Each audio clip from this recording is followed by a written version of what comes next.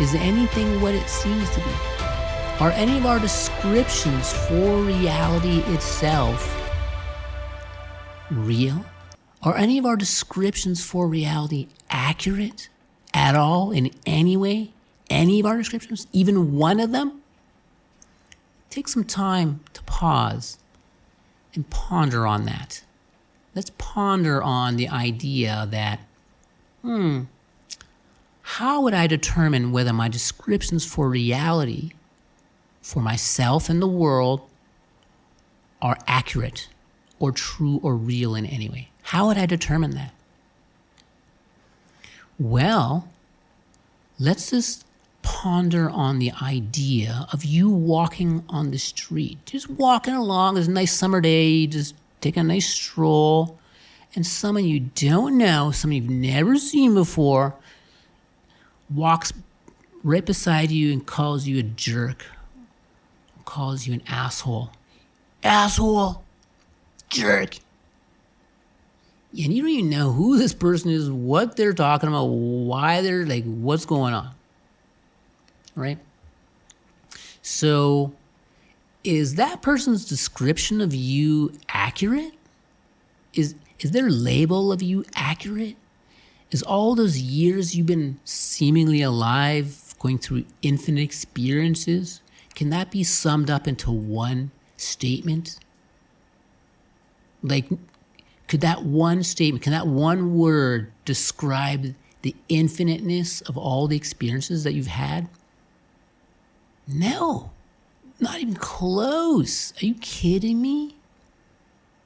Someone calls you a jerk and somehow that accurately represents your entire beingness? Absolutely absurd. Totally absurd to even consider that possibility. All right? So, can any one word describe you accurately in any way at all? No, not even close. Not even in a million years could one word describe you in any way possible.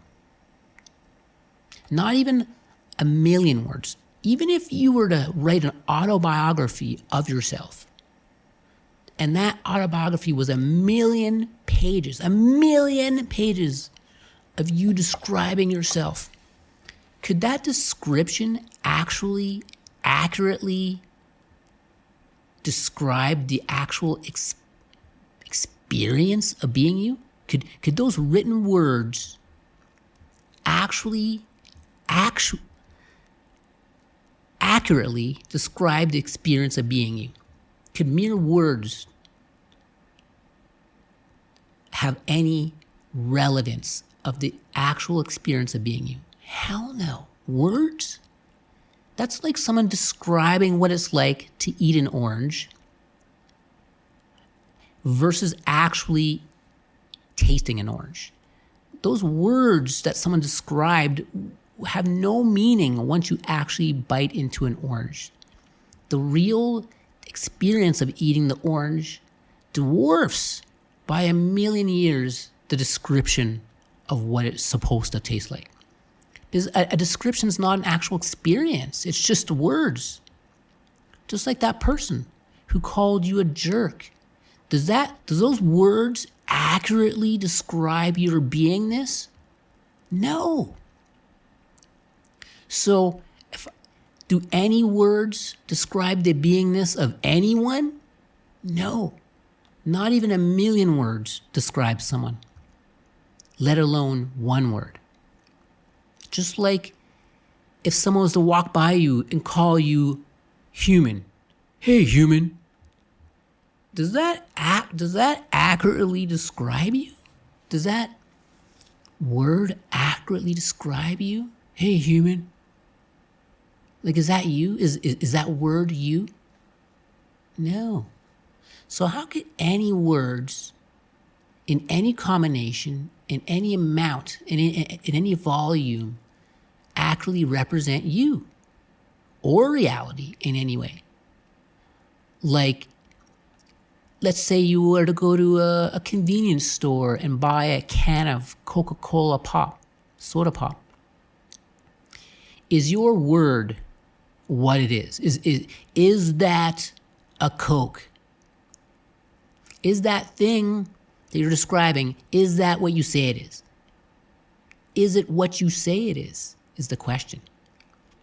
Is anything what you say it is? Are you what you say you are? Is your description of yourself what you are? Is that you?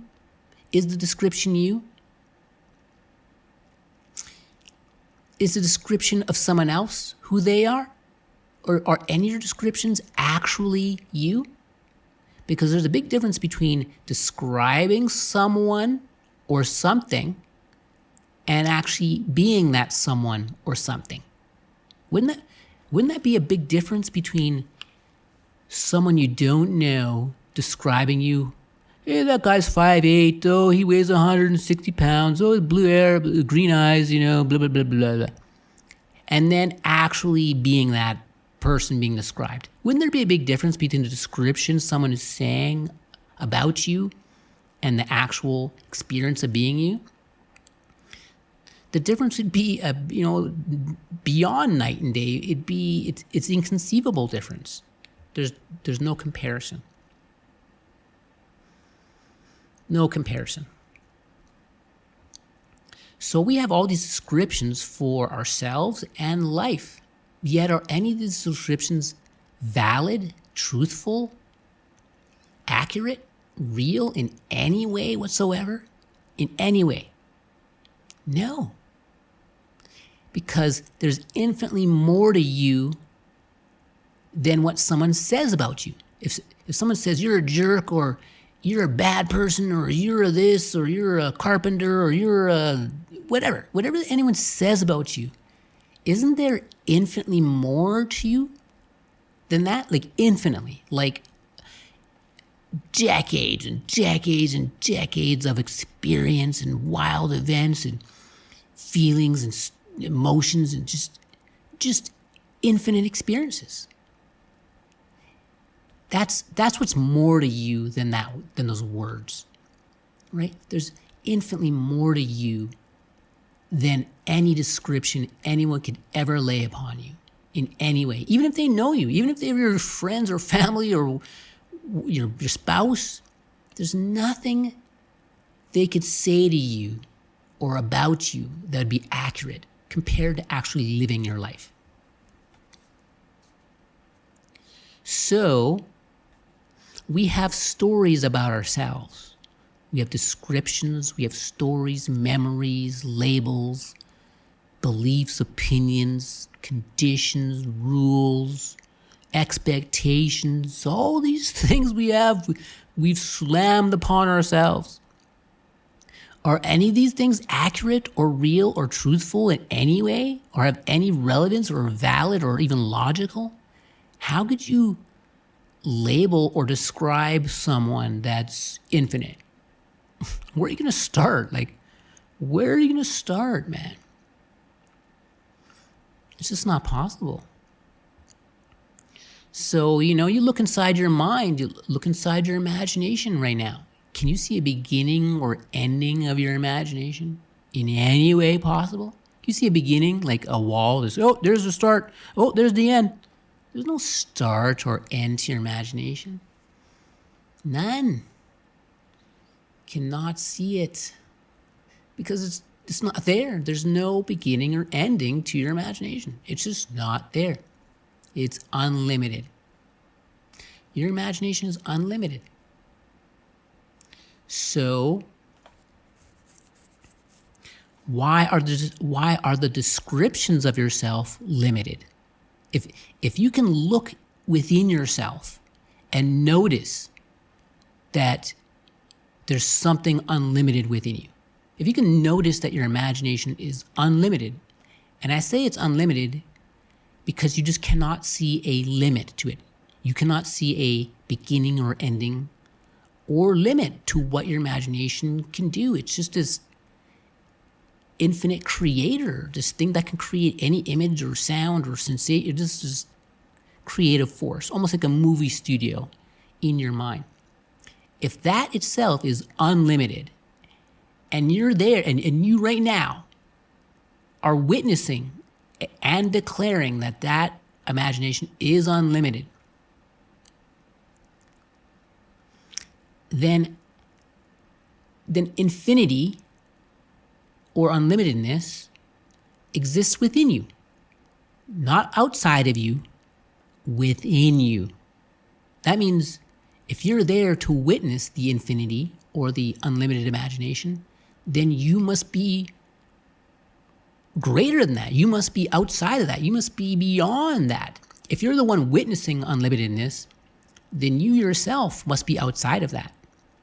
Just like for you to notice what time it is, you have to be outside of time. You have to be outside of time to say, hey, look, it's 12 o'clock or it's 4:31 p.m. You know, you got to be looking at the clock, looking at the watch. So from the outside, you're looking in and saying, oh, there's a time. You're not in time. You're the one who's creating the idea of time. You're the one looking at these numbers and saying, those numbers represent time. Because you can look at numbers and not have them represent time. You do that all day long. You look at numbers all day long, and most of those numbers do not represent time.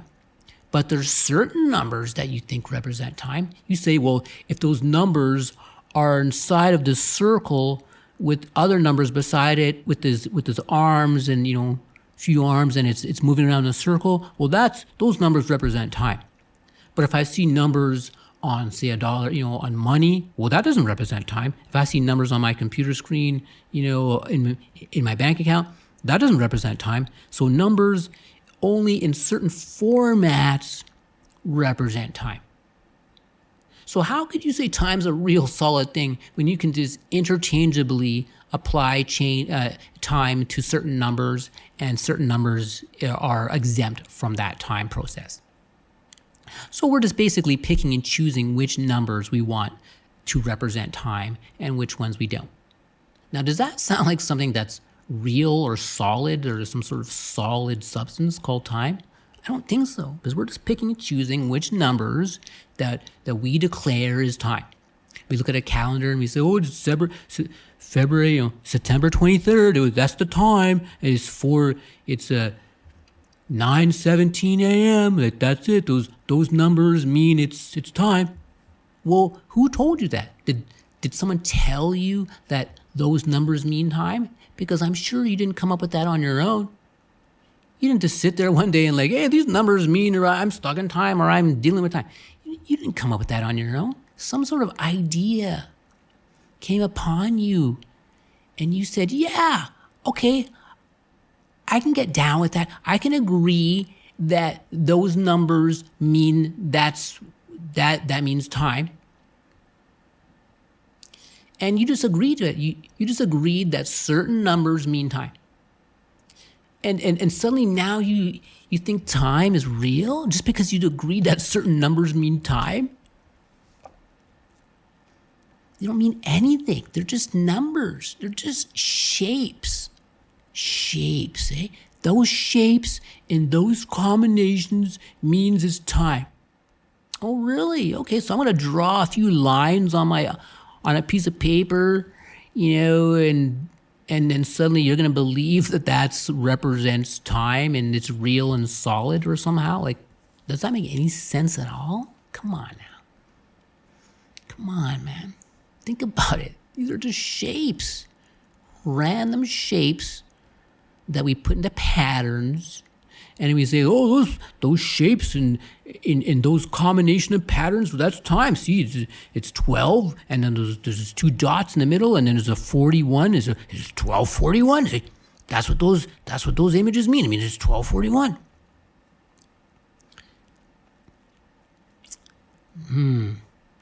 See, we're just assuming that those shapes represent something called time. It's just an assumption, because we have no idea what the hell we're even looking at. No idea. We just see patterns, and we say, oh, those patterns mean this. We don't even know where where that idea even came from? Do you even know where the idea of time within your mind, specifically your mind, do you know where the idea came from? Do you remember? Were you like 3 years old and then your mom said, "Hey, what? It's 3 p.m. It's take a nap." Like, where do you know where the idea of time came from? Did it just show up in your mind one day, or do you remember? Did it slowly accumulate over a period of 1 year, or 12 minutes? One day you're sitting there like, "Oh, how does this all work?" Well, I'll just figure it out in the next 10 minutes. Like, you don't even know where the idea of time even came from. It just showed up in your mind and you believe it without even knowing where it came from.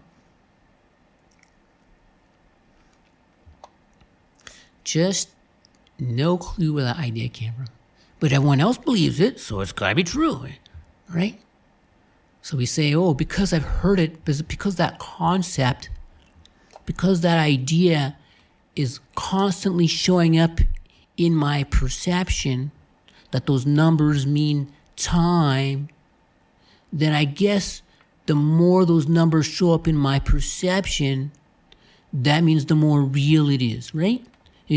More means real, right? Moreness means more real. So is that why humans think that, hey, the more money I got, the more smart I am, or the more successful? More is better, more is real, more is truer. Is that the formula? More is truer, right? So we got to analyze, these ideas we got in our mind, and are they real things? We think this idea of time is a solid object somehow. Like, where's the solidity of time? Can't touch it, can't taste it, can't see it, can't even sense it. We can't even sense time. If we did, what would this sensation be like? What would it? Oh, I smell something. Oh, I taste something. Like, oh, I see it. I hear it. Like, what does time sound like? What does time look like? When you touch time, what does it feel like? No one knows, because time is intangible. It's not even a thing. It's just an idea you're just thinking up on the spot. It's just an idea, like that fart. It's nothing. It's literally a puff of smoke in your mind. It's not even there. It's go look for time. Go and try and find some time. Try and find some time. Try and grasp some time. Grab a handful of time and show it to me. Show me some time. We believe in things we have no experience with. None. Listen to me. We believe things we have no experience with. Let me make this even more clear. We believe things we have had zero interaction with. Like, for example, your beliefs. Have you ever had to sit down and had a conversation with your beliefs? Like, hey, belief, let's just say I had a belief in cars, like Ford versus Chevy. Have you ever sat down with that Chevy part of your belief? I believe that Chevys are better than Ford. Have you ever sat down with that Chevy part and said, hey, Mr. Chevy, let's sit down and have a chat about Ford? There's no way to sit down and have a chat with one of your beliefs. You know why? Because they're not real. They're not real people. They're not real intelligent entities that you can sit down and have a chat with. You can't. You can't even have a discussion with your beliefs. You want to know why? Because your beliefs are one-sided. Oh, what do I mean by that? What do I mean by one-sided? Well, what I mean is that your beliefs say the same thing over and over and over and over again, like a broken record player, stuck repeating and skipping. They will not shut up. You cannot turn them off. They never say anything new. Listen to me. Your beliefs never say anything new. Ever. Your beliefs never, ever, ever, ever, ever say anything new. Ever. How could something that never says anything new, that won't shut up, and you have no way of turning off, how could that be intelligent? Answer that. Answer how something that automatically repeats, won't shut up, can't change, won't change, that's not even interested in other opinions, beliefs.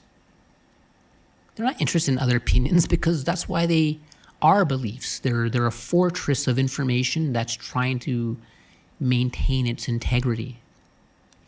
Its integrity by meaning that the beliefs don't want to change. That's why you have beliefs, because you don't want them to change. You know, if you were interested in change, you wouldn't even have beliefs. You'd be using imagination. You'd be more curious. You'd be like exploring new ideas. That's what open-mindedness does. It explores new ideas. But when you're not open-minded, then that's what you call believers. Believers are not open-minded. They'd rather stick with their repetitive beliefs that won't shut up, that never say anything new, that don't want change, can't change, resistant to change, or are against change.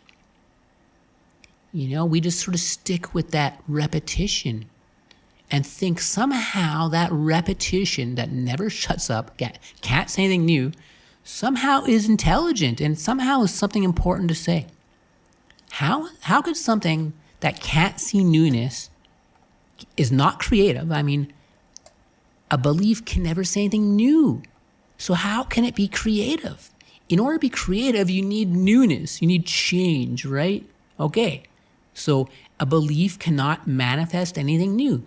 There's not one single belief in creation that can manifest anything new.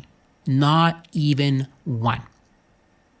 So if you have a belief or beliefs, which you do, then while you're focused on those beliefs, you are incapable of manifesting anything new. Incapable, okay? Incapable. Because you'll be focused on the beliefs which are not new, which are repetitive stories that repeat. They're not new. They're not like imagination that's creating a new story on the fly right now. They're not. They're repeating the same message over and over again. And that's how hypnosis and mind control operate. All hypnosis, all mind control, in fact, all of black magic. You heard me, black magic. All of mind control, all hypnosis, and all black magic operate on the principle of repetition. See, without repetition, there's no way to imprint an idea upon a consciousness and make it stick there or repeat. There's just, without repetition, ideas just show up once. Now listen, ideas show up only once when there's no repetition. Okay? So there's no, I guess you can say there's no solidity when there is no repetition. It's not that repetition creates solidity, it just creates the appearance of solidity. Now, just like people who are deceptive and are experts at deceiving other people, they know a secret. And it's not really a secret, but I'll tell it to you.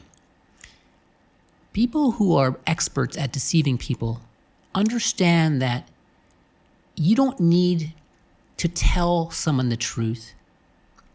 You just need to make it appear as though you're telling someone the truth to get their allegiance, to get their trust. You don't have to be telling them the truth. You just have to be making it appear as though you're telling the truth. That's why all lies in the world, all lies, pretend to be the truth. All lies are pretending to be the truth, because truth is the real power in the universe, in creation. It's the real thing. It's the real power. That's why counterfeit dollar bills or counterfeit retail products, CDs or clothing lines or whatever, that's why they're trying to copy the original as closely as possible so they can pass off as the real thing. So the fake or the illusion can get the actual benefits of being the real thing without being the real thing, right? Just like, hey, I can lie to someone and get their money, versus being honest and persuading someone through honesty to get some funds from them. So we can use deception to create a false picture of reality.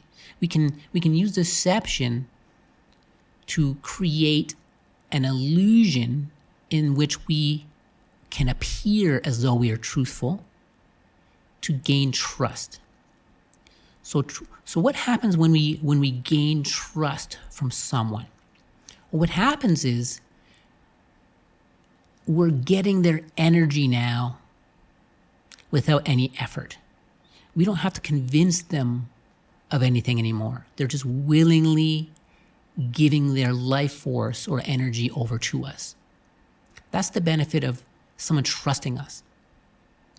However, what if we have deceived someone into trusting us with false information, with false appearances? So now they're willingly giving their energy, their life force, their resources to us, their allegiance, to us over a false pretense. Well, that's black magic. Now we're sort of creating a false picture in their mind of what's actually happening. We're sort of showing them a false movie that's not real, but they think it's real. So that's what's called being spelled.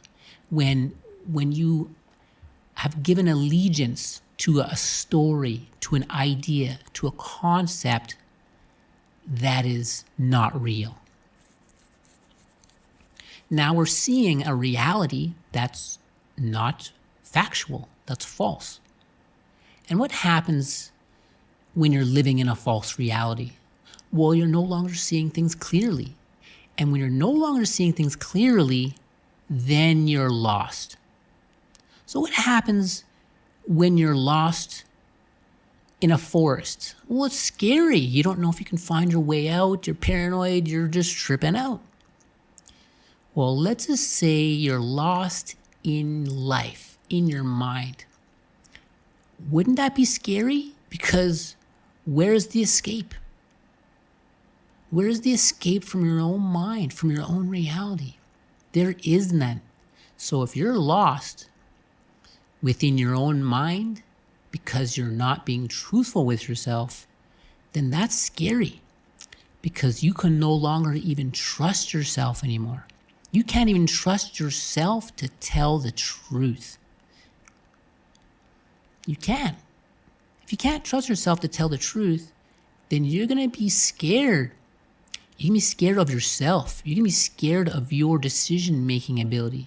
You're not going to trust your own ability to tell yourself the truth. Therefore, you're not going to love yourself, because you're going to be scared of yourself. You're going to be scared of your own recklessness. And you're going to start to resent yourself.